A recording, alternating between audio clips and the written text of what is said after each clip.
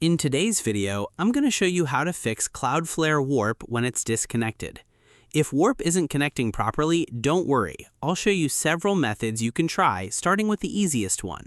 Let's get straight into it. Method 1. Check your internet connection. First, make sure your device is actually connected to the internet. Open your browser and visit any website to confirm that your Wi-Fi or mobile data is working properly.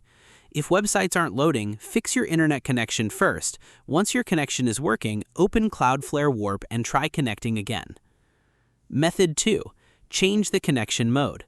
If your internet is working but Warp is still disconnected, open the Cloudflare Warp client. Go to the connection settings and try switching between the available connection modes. For example, if you're currently using the default DNS and traffic mode, try another available option such as TLS or HTTPS depending on your version of Warp.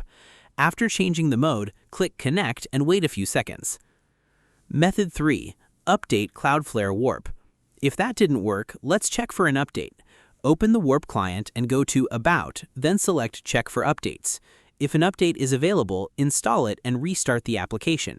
Using an outdated version can sometimes cause connection or compatibility problems. Method 4. Reinstall Cloudflare Warp. If Warp is still disconnected, try reinstalling the application. First, uninstall Cloudflare Warp from your device, then restart your computer. After restarting, download and install the latest version of Warp again. Once the installation is complete, open the app and click Connect. In most cases, one of these methods should help resolve the disconnected problem. And that's it.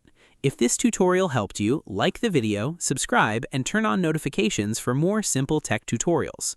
Thanks for watching, and I'll see you in the next one.